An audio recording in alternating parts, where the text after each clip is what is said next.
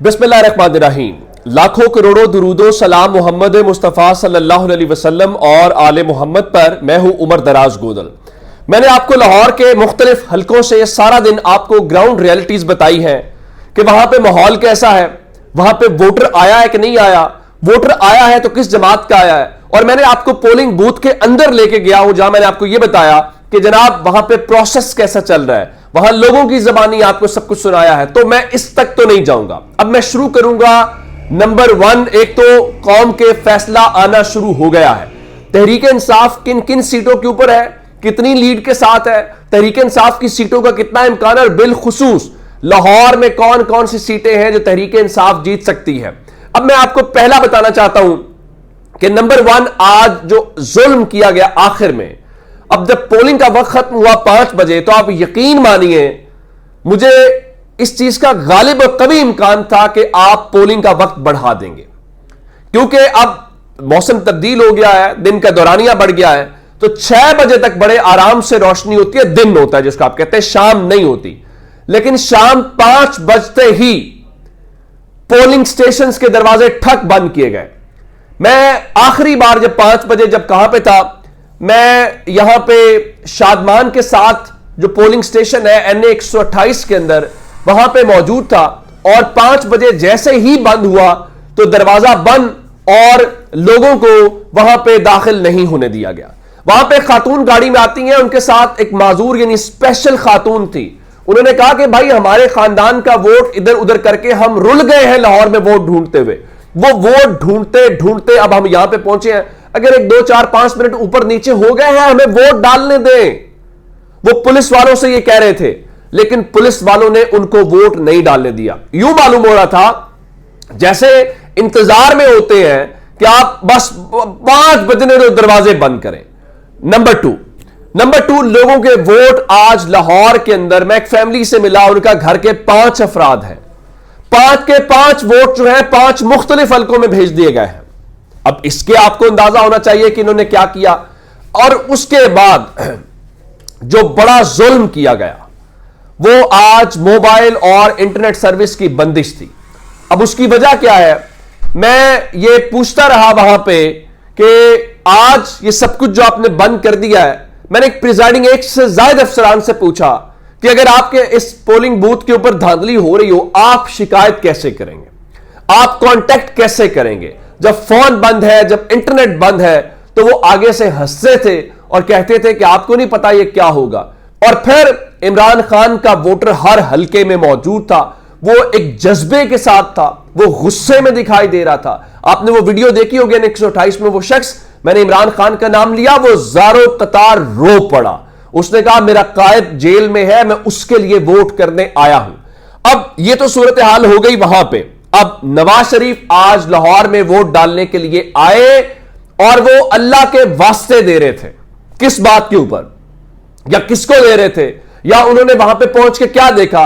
वो कह रहे थे जी खुदा का वास्ता मखलूत हुकूमत का नाम ना ले, मसाइल के हल के लिए एक जमात को पूरा मैंडेट या अक्सरियत मिलना जरूरी है। और फिर उन्होंने कहा आम इंतखाबात मुकम्मल तौर पे शफाफ है। वाह वाह वाह। तहरीक इंसाफ से बल्ले का निशान छीन लिया, इमरान खान को जेल में बंद कर दिया, तहरीक इंसाफ के ऊपर गिरफ्तारियां, मुकदमात, और आज मोबाइल इंटरनेट की सर्विस की बंदिश।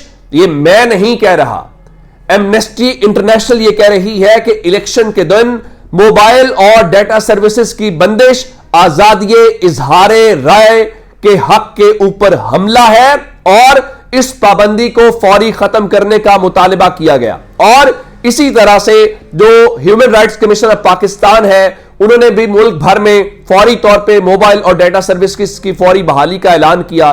तहरीक इंसाफ ने कहा कि भाई पोलिंग के वक्त में तौसी कर दो, लेकिन यह भी नहीं किया गया। और इस सब के बाद भी अगर नवाज शरीफ साहब ये फरमाएं कि ये इलेक्शन मुकम्मल तौर पे साफ और शफाफ है, तो मेरे ख्याल से इससे ज्यादा कोई जुल्म नहीं हो सकता, क्योंकि हम ग्राउंड के ऊपर मौजूद थे, हमने लोगों को रिपोर्ट किया है। अच्छा, इस चीज को लेके नवाज शरीफ ने खुदा का वास्ता देने के बाद एक और लाइन बोली, वो बहुत दिलचस्प थी। वो कहने लगे कि मुझे कभी भी फौज से मसला नहीं रहा। बिल्कुल ठीक है, मसला होना भी नहीं चाहिए, لیکن اگر آپ کو مسئلہ نہیں تھا تو پھر کون تھا جس نے گجرانوالہ میں حاضر سروس جرنیلوں کے نام لے کے ان کے بارے میں کہا تھا؟ پھر کون تھا جو فلیٹیز ہوٹل کی تقریر کے دوران کہہ رہا تھا کہ میں ان کی اکاؤنٹیبلٹی کروں گا؟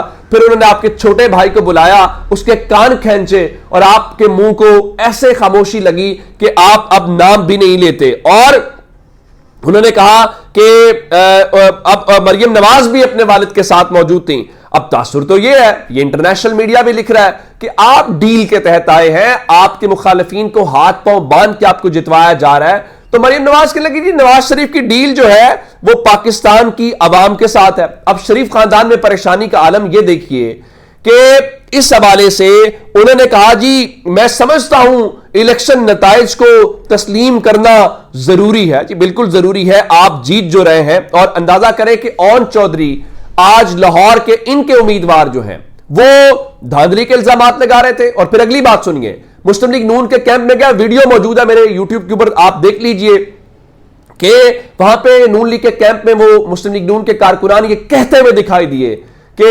اون چودھری جو ہے وہ ہمارے امیدوار نہیں ہیں۔ اب کیا ان کو یہ یقین تھا کہ اون چودھری ہار جائیں گے؟ کیا اون چودھری کو پھر نواز شریف اور مریم نواز سے ملاقات کے لیے کیوں جانا پڑا؟ اس کو بھی چھوڑ دیتے ہیں۔ وہ آئی پی پی کے جو امیدوار ہیں ہمایوں اختر خان، وہ نون لیگ کے امیدوار کے اوپر دھاندلی کے الزامات لگا رہے تھے، اس کے آپ اندازہ لگا لیجئے کہ یہ چیزیں کس طریقے سے۔ اور پھر آج انٹرنیٹ کی بندش کو لے کے مختلف جو سیاسی جماعتیں ہیں، اس تحریک انصاف نے خط لکھا، پھر پیپلز پارٹی نے باقاعدہ طور پہ چیف جسٹس سے مداخلت کا مطالبہ کیا، انہوں نے پیٹیشن بھی دائر کی۔ لیکن ذرا اندازہ کیجئے اسلام آباد کی پریشانی کا۔ وزیر اعظم صاحب یہ فرما رہے تھے انوار الحق کاکڑ کہ جناب یہ جو مجھے نہیں پتا کہ موبائل فون کی بندش سے شہریوں کو کیا مشکلات ہیں۔ ظاہر ہے میں نے ایک بات کی کہ جب پاکستان کے فیصلہ ساز پتھر کے دور کی سوچ رکھتے ہوں تو پھر پاکستان کو آپ 21ویں صدی کی سوچ کے مطابق کیسے ڈھال سکتے ہیں؟ ہماری اس سے زیادہ بدقسمتی کیا ہو سکتی ہے کہ آج آپ نے لوگوں کے بنیادی انسانی حقوق کے اوپر ایک لحاظ سے حملہ کیا، اور لوگوں کو جب ایکسیس چاہیے تھی آپ نے نظام زندگی کو مفلوج کر دیا۔ اب اس کا کیا ہوا؟ ان کا جی آپ اس کو سیکیورٹی کے تناظر کے اندر دیکھیں۔ اور پھر چیف الیکشن کمشنر نے کہا جی ملک بھر میں انتخابات 100% شفاف ہوئے ہیں۔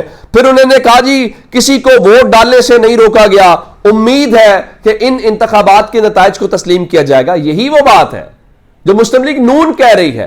اگر اتنے ہی صاف شفاف اور اتنا ہی سب کچھ تھا، اس کی شفافیت کے اوپر تو اسی وقت سوال اٹھ گیا تھا جب آپ نے ملک بھر کے اندر لوگوں کی جو کمیونیکیشن ہے اس کو مفلوج کر کے رکھ دیا۔ اور یہ ساری باتیں اپنی جگہ کے اوپر ہیں، ایون آپ نے اس الیکشن پروسیس کے اوپر وہیں پہ سوال اٹھا دیا، اور پھر ان سے جو انٹرنیشنل میڈیا ہے وہ سوالات کرتا رہا سکندر سلطان راجہ سے، انٹرنیٹ اور وہ سب بندش کے اوپر۔ لیکن ظاہر ہے اس سوال کے جواب کیا ہو سکتا ہے آئیں بائیں شائیں کرنے کے علاوہ؟ اور انوار الحق کاکڑ جو ہے وہ بھی اس کامیاب انعقاد کے اوپر قوم کو مبارکباد دیتے ہوئے دکھائی دیے۔ بالکل ٹھیک ہے، آپ کو مبارکباد دینی بھی چاہیے، اور جب چیف الیکشن کمشنر یہ کہہ رہا ہو کہ پولنگ کا وقت نہیں بڑھایا جائے گا، کوئی تجویز زیر غور نہیں ہے، انہوں نے کہا موبائل بندش کی وجہ سے نتائج کے اوپر کوئی فرق نہیں پڑے گا۔ جب اس قسم کی اپروچ ہو آپ کے جو فیصلہ ساز ہیں تو اس سے آپ اندازہ لگا لیجئے پھر ملک ترقی کیسے کر سکتے ہیں۔ اب آتے ہیں اس بات کے اوپر کہ کون کا فیصلہ کیا ہے اور پاکستان تحریک انصاف کن کن نشستوں کے اوپر ہے۔ میرے سامنے اس وقت جو ریزلٹس ہیں وہ چل رہے ہیں، اور ان ریزلٹس کے مطابق جو ایز آف دس مومنٹ مختلف حلقے ہیں، آغاز کر لیتے ہیں جہانگیر خان ترین سے۔ جہانگیر خان ترین اس وقت جو ہے وہ پیچھے ہیں، اور وہاں پہ جو راؤ قاسم ہے وہ ہمیں آگے دکھائی دے رہے ہیں۔ اسی طرح سے لطیف کھوسا کے متعلق جو اس وقت اطلاعات آ رہی ہیں، لطیف کھوسا بھی لیڈ حاصل کرتے ہوئے نظر آ رہے ہیں۔ اور اس کے علاوہ لاہور کے اندر جو اون چودھری اور اس کے علاوہ سلمان اکرم راجہ صاحب ہیں، ان کے حوالے سے سلمان اکرم راجہ اس وقت جو ہے وہ ہمیں آگے لاہور کے اندر دکھائی دے رہے ہیں. اسی طرح سے دیگر حلقوں میں N127 بڑی امپورٹنٹ ہے, اور N127 کے اندر جو ہے وہاں پہ خبر ہے کہ اس وقت Bilawal as of this moment جو ہے وہ آگے جاتے ہوئے ہمیں دکھائی دے رہے ہیں. تو میں آپ کو بار بار کہتا رہا ہوں کہ لاہور کے اندر لگتا ہی ہے کہ جیسے بلاول زرداری کو کوئی تحفہ دینے کی کوشش کی جا رہی ہے,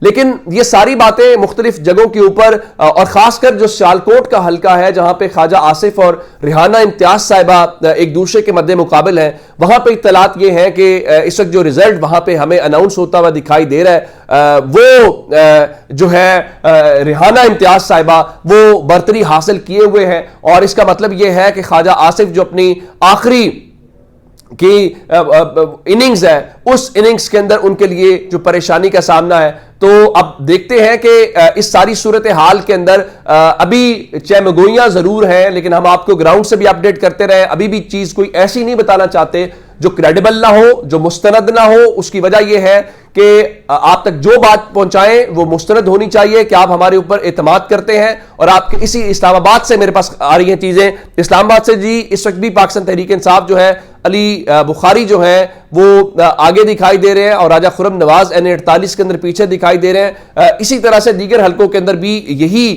صورتحال ہے. اب مسئلہ یہ ہے کہ نتائج قوم نے تو فیصلہ سنا دیا ہے, لیکن کیا ان فیصلوں کو قبول بھی کیا جائے گا, یا اسی طرح سے ان کو امپلیمنٹ کیا جائے گا, یا پھر رات کو اچانک دیکھیں نا آپ کے علاقے میں شاید ہو گئی ہو. لاہور کی اگر بات کریں تو لاہور میں اس وقت بھی انٹرنیٹ سروس اور موبائل سروس معطل ہے. آخر وہ کون سا خوف یا کون سا ڈر ہے جس کی بنیاد کے اوپر یہ کیا گیا ہے؟ اور آج اگر انٹرنیٹ کی بندش نہ ہوتی موبائل کی تو یہ ٹرن آؤٹ اس سے کہیں زیادہ ہوتا, لیکن ایک خاص پلان کے تحت یہ سب کچھ کیا گیا اور یہ چیزیں اپنی جگہ کے اوپر موجود ہیں. تو اب یہ نتائج جو ہیں, چونکہ یہ ابھی حتمی نتائج نہیں ہیں, تحریک انصاف جو ہے وہ تقریباً کوئی 2 درجن کے قریب اس وقت میرے سامنے نشستیں ہیں جہاں پہ لیڈ حاصل کرتی ہوئی دکھائی دے رہی ہے. تو ابھی ظاہر ہے کہ یہ بھی چیزیں اوپر نیچے ہوتی جائیں گی, ہم آپ کو لمحہ بلمحہ آگاہ کرتے رہیں گے, اور ساتھ ساتھ جو نتائج ہے وہ آپ تک ضرور پہنچاتے رہیں گے. یہ انشاءاللہ سلسلہ جاری رہے گا. آپ ہمارے ساتھ جڑے رہیے اور اپنا بہت سارا خیال بھی رکھیے, اور ہمارے لیے بھی دعا کیجیے. اپنا بہت سارا خیال رکھیے گا. خدا حافظ.